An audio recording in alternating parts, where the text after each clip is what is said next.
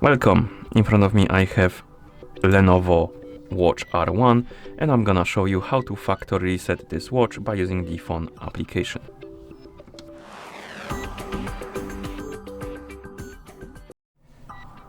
Before we start, if you want to use phone application to factory reset your watch, make sure that the devices are paired together.